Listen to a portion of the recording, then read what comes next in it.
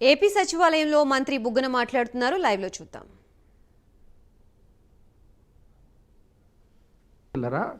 ఆ 7 లక్షల చిల్లర్ను మీరు 10 లక్షలని హెడ్లైన్స్లో రాయడం అంతకంటే తప్పు. ఆ 7 లక్షల చిల్లర్లో కూడా ఇంచుమించు 4 లక్షల కోట్లు పాత 2019 నాటికి కలిపి ఇవన్నీ ఈ ప్రభుత్వం చేసిన అప్పు అనేటట్లు రాసి రుణకంఠుడు అని రాయడం ఏమన్నా న్యాయం ఉందండి దీంట్లో న్యాయమా, సమంజసమా? ఇది ఈవెన్ మీడియా కూడా అంత బ్లేటెంట్గా, ఐఎమ్ సో సారీ, అంత బ్లేటెంట్గా ఇప్పుడు పొలిటికల్గా ఎంతోమంది ఎన్నన్నా చెప్పు ఉండొచ్చు, కొద్దిగా ఫ్యాక్చువల్గా పొలిటికల్ స్టాండ్ ఉండొచ్చు, ఎవరు ఇది వాళ్ళకు ఉండొచ్చు, కానీ కొద్దిగా స్టాండ్, ఒక ఫ్యాక్ట్.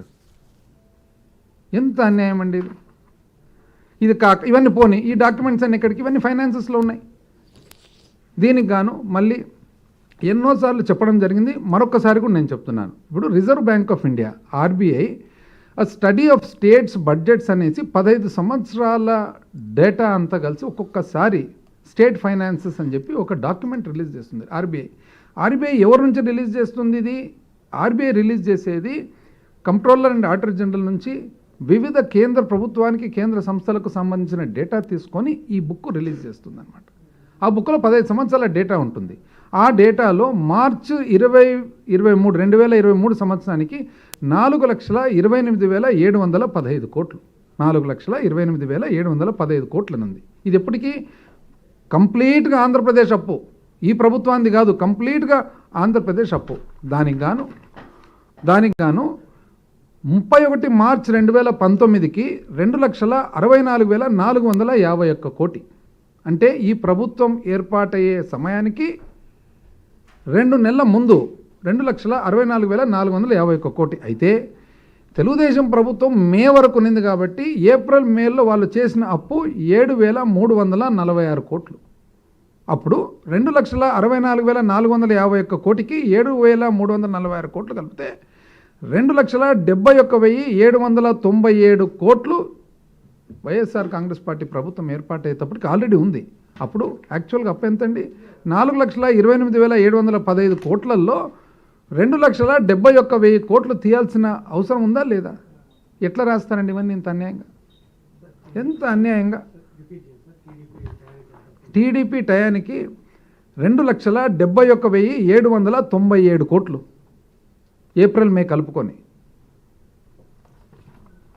అదేవిధంగా ఒకవేళ మనము అప్పు పాత 2014-19 ఏ ప్రకారంగా పెరిగింది, 2019 నుంచి 4 సంవత్సరాలు ఏ ప్రకారంగా పెరిగిందని చూసినట్లయితే రాష్ట్ర విభజన జరిగినప్పటికీ 1,53,346 కోట్లు ఉన్నింది. అది 4,12,288 కోట్లు అయింది టీడీపీ ప్రభుత్వం దిగిపోయేటప్పటికి. అది ఈరోజు 6,38,217 కోట్లు ఉంది 4 సంవత్సరాలు వైసీపీ ప్రభుత్వంలో. అంటే అర్థమేమి? 5 సంవత్సరాల టీడీపీ ప్రభుత్వంలో వార్షిక వృద్ధి రేటు సంవత్సరం మీద సంవత్సరం అప్పు 21.8, అంటే ఇంచుమించు 22% పెరిగింది. ఈ ప్రభుత్వం వచ్చిన తర్వాత కేవలం 12% పెరిగింది. పాత ప్రభుత్వం 22% సంవత్సరం మీద సంవత్సరం పెరిగితే ఈ ప్రభుత్వం 12% మాత్రమే పెరిగింది. ఏది? కోవిడ్ పెట్టుకొని. ఎంత అన్యాయంగా చూడండి చెప్తుండేది అసలు. మరి ఇంకేమంటారంటే మీరు చెప్పకుండా ఇది చేస్తున్నారు కార్పొరేషన్ల పేరు మీద. ఎట్లా చేస్తారండి?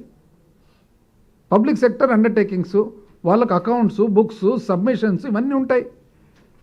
ఏది కూడా లెజిస్లేచర్ ఏం చేస్తామంటే మేము ఎంత అప్పు ఏం చేసినారు ప్రభుత్వం అని చెప్పేసి ఫార్మ్ D4లో, బడ్జెట్ డాక్యుమెంట్లో ఫార్మ్ D4లో ప్రజెంట్ చేస్తాం ప్రతి సంవత్సరం. చూసుకోవచ్చు ఎవరైనా కానీ, పబ్లిక్ డాక్యుమెంట్ ఫార్మ్ D4. ఆ తర్వాత వాల్యూమ్ 5, 5వ వాల్యూమ్లో మరి అన్ని డీటెయిల్స్ ఇస్తాం. ఏమా డీటెయిల్స్? గవర్నమెంట్ గ్యారంటీలు ఎంత ఇచ్చింది, అసలు అప్పు ఎంత ఉంది, సెక్యూరిటీస్ ఎంత ఇచ్చినాం అనేది వాల్యూమ్ 5లో ఖచ్చితంగా ప్రజెంట్ చేయడం జరుగుతుంది. ఇది పార్ట్ ఆఫ్ ద గవర్నమెంట్. అసలు ఒక పబ్లిక్ సెక్టర్ అండర్టేకింగ్ ఏదైనా ప్రభుత్వ రంగ సంస్థ ఏదైనా చేయాలంటే ఫైనాన్షియల్ ఇన్స్టిట్యూషన్స్ ఎక్కడి నుంచి అప్పు చేయగలుగుతుందండి? అంటే ఇంటింటికి మీతో నాతో తీసుకుంటుందా అప్పు? ఫైనాన్షియల్ ఇన్స్టిట్యూషన్స్ నుంచి తీసుకోవాలా? బ్యాంకులు ఆటోమేటిక్గా బ్యాంకు బుక్స్లో ఉంటుంది, పిఎస్యు బుక్స్లో ఉంటాయి. ఆ తర్వాత నాన్ కన్వర్టబుల్ డిబెంచర్స్ రూపంలో చేయాలంటే మనం బహిరంగంగా దేశానికంతా తెలిసేటట్లు కొన్నిసార్లు ఇంటర్నేషనల్గా కూడా చేయడం జరిగింది సిఆర్డిఏ బాండ్స్ మాదిరి. మళ్ళీ ఇవన్నీ కూడా ఏ విధంగా దాచిపెట్టేదానికి వీలవుతుంది? కనకమేడల రవీంద్ర ప్రొఫెసర్ వాళ్ళ కుమార్ గారు వాళ్ళ ఎంపీ గారు అడిగినారు. ఒకసారి అడిగితే minister of state for finance very క్లియర్గా రిప్లై ఇచ్చినారు. కానీ అది మాత్రం రాయరు, అది చెప్పరు, దాన్ని మాత్రం దాచిపెడతారు, అసలు విననట్లు ఉంటారనమాట. ఇవన్నీ ఎక్కడి నుంచి వచ్చినాయి? ఇవన్నీ కూడా అంటే ఆర్బీఐకి తెలియకుండా, సిఏజీకి తెలియకుండా, బ్యాంకులకు తెలియకుండా, ఫైనాన్స్ మినిస్ట్రీకి తెలియకుండా, ఎవరికి తెలియకుండా దాచిపెట్టి అప్పులు చేసేదానికి వీలవుతుందండి? ఎంత అన్యాయంగా ఇచ్చేస్తున్నారు. బ్రూవరేజెస్ కార్పొరేషన్ మీద చేయడం జరిగింది, ఖచ్చితంగా అది చట్టం చేసినాం. చట్టం చేసి ఇంతకుముందు ఏదైతే మత్తుపానీయాల మీద సిండికేట్లు అయ్యి అందరూ అంగళ్ళు షాప్స్ సంపాదిస్తున్నారో ఆ సిండికేట్లు కాకుండా ఆ ప్రీమియం ఏదైతే ఉందో ఆ ప్రీమియం తీసి దాన్ని ఏఆర్ఈటీ అని చెప్పి ప్రత్యేక పన్నుగా పెట్టి ఆ ప్రత్యేక పన్నుగా వచ్చిన డబ్బులు కేవలం 4 స్కీములకు వాడడం జరుగుతుంది. రైతులకు, మహిళలకు, విద్యకు అని చెప్పి చట్టం చేయడం జరిగింది. అంటే ఒక బీర్ సీసా ఒకవేళ 200 రూపాయలకు అమ్ముతుంటే బయట ప్రైవేటు షాప్స్ ఏవైతే ఉన్నాయో తెలుగుదేశం ప్రభుత్వంలో 20 రూపాయలు, 30 రూపాయలు ప్రీమియంకి అమ్మేవాళ్ళు ఆ ఊర్లో ఉండే వాళ్ళందరూ కలిసి. మనం ఏం చేయడం జరిగింది, ఎప్పుడైతే ప్రభుత్వమే సరఫరా స్టార్ట్ చేసిందో ఆ 20 రూపాయలు, 30 రూపాయల ప్రీమియం ఏదైతే ఉందో ఆ ప్రీమియం మేరకు సపరేట్గా ట్యాక్స్ అని పెట్టి ఆ ట్యాక్స్ను కూడా కేవలం ఒక అప్పుకు సర్వీస్ చేస్తూ ఆ అప్పు ప్యూర్లీ ఎందుకు ఓన్లీ మహిళల కోసము, రైతుల కోసము స్కీమ్లకు 4 స్కీమ్లకు వాడేదానికని చెప్పడం జరిగింది. ఎంత అన్యాయంగా చెప్తారండి. ఒకవేళ ఈవెన్ మనము మన స్థూల ఉత్పత్తి మీద అప్పుగిన ఏ విధంగా పెరిగిందని చూస్తే, అంటే మన స్థూల ఉత్పత్తి ఏదైతే ఉందో ఒక నిష్పత్తిగా అప్పు ఏ విధంగా పెరిగిందని చూస్తే కూడా తెలుగుదేశం పార్టీకి సంబంధించిన 5 సంవత్సరాల పరిపాలనలో 2,59,000 కోట్లు, సుమారు 2,59,000 కోట్ల అప్పు ఆ స్థూల ఉత్పత్తి ఆ 5 సంవత్సరాలకు చేస్తే 7.45 అంటే ఇంచుమించు 7.5% పెరిగినట్లు. ఈ 4 సంవత్సరాల్లో వైసీపీ ప్రభుత్వం వచ్చిన తర్వాత సుమారు 2,26,000 కోట్లు ఈ 4 సంవత్సరాల స్థూల ఉత్పత్తి మీద నిష్పత్తిగా తీసుకుంటే 5.2%. ఎవరు ఎక్కువ చేసినట్లండి అప్పు? ఎంత అన్యాయంగా, అసలు అవాస్తవాలు, అన్యాయంగా, అసలు చాలా very very sad, very sorry. అసలు సిఆర్డిఏ బాండ్లు అంట చాలా అసలు పెద్ద ఇదంట 10.3% కండి చేసిండేది. అదే ఏపీ మన బ్రూవరీస్ కార్పొరేషన్ మనం చేసిన డిబెంచర్స్ ఎంతకండి మనం చేసిండేది? మన ఇష్యూ వచ్చేసి ఓన్లీ 9.6%, వాళ్ళకంటే ఇంచుమించు 1% తక్కువ. అయినా అది ఎవరు చెప్పరు. మాది బ్రహ్మాండంగా 1.5% మా సిఆర్డిఏ బాండ్స్ ఓవర్ సబ్స్క్రైబ్ అయినాయి అంటారు. మళ్ళీ మన బివరేజెస్ బాండ్స్ 4.15 సార్లు ఓవర్ సబ్స్క్రైబ్ అయినాయి. అది ఎవరు చెప్పరు. ఎంత అన్యాయంగా చూడండి అసలు చెప్పడము. ఇంకోటి అసలు అడిగినారు కదండి వాళ్ళు, పార్లమెంట్లో అడిగినారు. పార్లమెంట్లో కనకమేడల రవీంద్ర కుమార్ గారు ఒకసారి అడిగినారు. ఏమని అడిగినారంటే, ఈజ్ ఇట్ ట్రూ దట్ 1,10,599 కోట్లు రాష్ట్ర ప్రభుత్వము మరి శాసనసభ అనుమతి లేకుండా ఖర్చు చేసిందంటే దానికి సమాధానం ఏమొచ్చింది తెలిసిన?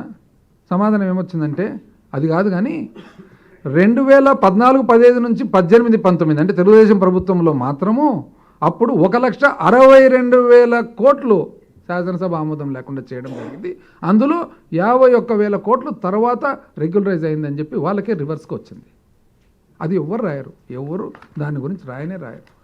రఘురామకృష్ణరాజు గారు ఫైనాన్స్ మినిస్టర్ గారికి ఈజ్ ఇట్ ట్రూ దట్ ఎంత అప్పు ఉంది ఏమని చెప్పి అన్ని అడిగితే కేంద్ర ఆర్థిక శాఖ మంత్రివర్యులు ఏమన్నారండి, 2023 బడ్జెట్ ఎస్టిమేట్స్ మనం తీసుకోవాల్సింది 2022 రివైజ్డ్ ఎస్టిమేట్స్ తీసుకుంటే ఇంచుమించు 4 లక్షల కోట్లు. అంటే 2022 రివైజ్డ్ ఎస్టిమేట్స్ అయితే 3,93,718 కోట్లు. ఒకవేళ 2023 బడ్జెట్ తీసుకున్నా కూడా 4,42,000 కోట్లు మాత్రమే. అంటే ఎక్కడండి 4,42,000 ఎక్కడ?